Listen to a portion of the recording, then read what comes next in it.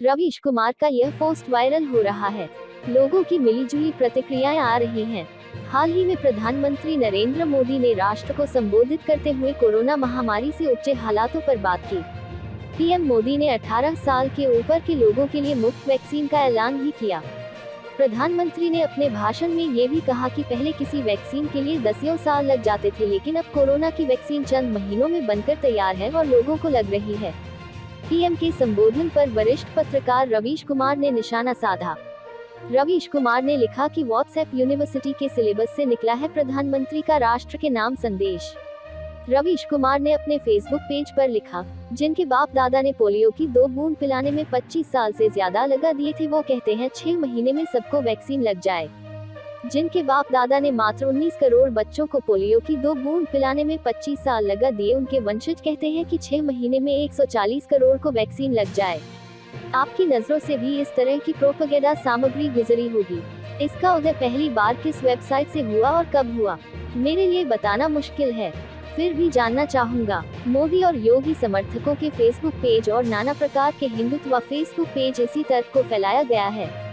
इसके पैटर्न को देखकर समझा जा सकता है कि आईटी सेल का काम होगा। यही नहीं, इस तरह के भरमाने के तर्क और तथ्य की कोई केंद्रीय व्यवस्था है जहां से लोगों को मूर्ख बनाने के लिए ऐसे लॉजिक का पूरे देश में वितरण होता है। बिना केंद्रीय व्यवस्था के समान रूप से गढ़ गए तर्क थोड़े बहुत फेरबदल के हर जगह नहीं दिखेंगे।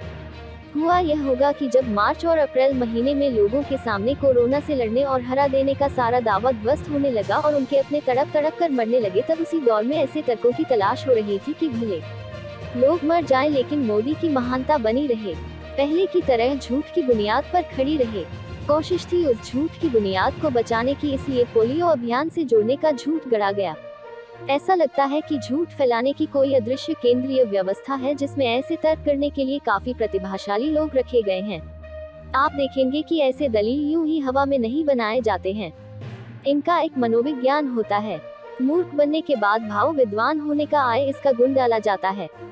इन तर्कों के 2 काम होते हैं, पहले लगातार विवेक को खत्म करना और खत्म हो चुके विवेक को पनपने न देना। इस बार शुरुआत आबादी के तर्क से हुई।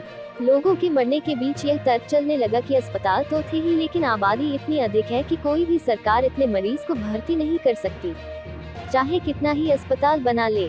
जल्दी ही यह तर्क भस्म हो गया। अस्पताल का कम पड़ना और अस्पताल का न होना दोनों 2 अलग अलग चीजें हैं। दवा और सिलेंडर तक नहीं था, फिर भी आबादी वाला तर्क दाएं बाएं से आता जाता रहा। इन दिनों जब भी सरकार असफलता के चरम पर होती है, आबादी वाला तर्क झूठ की बुनियाद का खाद बन जाता है। ऐसा हमेशा नहीं था। 2014 के साल में नरेंद्र मोदी इसी आबादी को एक ताक के रूप में पेश करते थे और गुनगाते थे। जब सारे हवाई दावे जमीन पर गिरने लगे तो आबादी का तर्क पलट दिया गया। आपको अनेक भाषण सुना सकता हूं जिसमें वे भारत की युवा आबादी का गुण गा रहे हैं।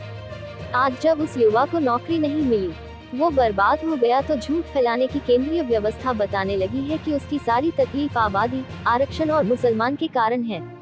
मार्च, अप्रैल और मई के महीने में जिस तेजी से लोग मर रहे थे और समाज में हाहाकार मच रहा था, उसमें समर्थक भी स्तब्ध थे। उनके घरों में भी वही हालत थी। अचानक वे मोदी करने को लेकर तर्कविहीन हो गए। अदृश्य केंद्रीय व्यवस्था ने तुरंत डोज देना शुरू किया कि मृत्यु को ईश्वर की इच्छा बताकर समर्थक तबके को नए तर्क देने होंगे ताकि उसका विवेक न लौट आए। साथ ही जो बचे हुए लोग थे उनके विवेक को खत्म करने की सतत प्रक्रिया बाधित न हो। प्रधानमंत्री नरेंद्र मोदी ने अपने राष्ट्र के नाम संदेश के लिए जिन संदर्भों को लेकर माहौल बनाया है, उनका झूठ फैलाने की केंद्रीय व्यवस्था के तर्कों से गजब किस्म का मेल बन जाता है। शब्दशः नहीं बनता, लेकिन उसी भाव को जगह मिलती है जो मैंने आपको बताई।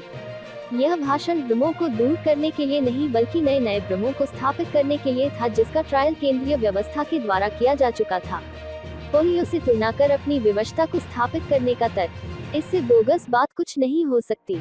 जब इस देश में आज के जैसे तकनीकी संसाधन नहीं थे, तब यूनिसेफ, रोटरी क्लब, विश्व स्वास्थ्य संगठन और सरकार के ढांचे ने मिलकर पल्स पोलियो का अभियान चलाया। पल्स पोलियो अभियान में दो दिन में 17 करोड़ बच्चों को 2 बूंद पिलाई गई थी। पल्स पोलियो अभियान पोलियो के उन्मूलन का था। इसके तहत सफलता 90 या 99% नहीं मानी जाती थी, 100% होने पर ही मानी जाती थी। सभी बच्चों को 2 बूंद पिलाने और पोलियो का एक केस न होने पर ही सफलता घोषित होती थी। इतना मुश्किल काम था लेकिन फिर भी इसे यही के लोगों ने कर दिखाया। रवीश कुमार का यह पोस्ट वायरल हो रहा है। लोगों की मिलीजुली प्रतिक्रियाएं आ रही हैं। कुछ लोग रवीश कुमार की बातों से सहमति जताते हुए नरेंद्र मोदी सरकार की आलोचना कर रहे हैं, तो वहीं कुछ लोग रवीश कुमार को पीएम पर निशाना साधने के लिए ट्रोल भी कर रहे हैं।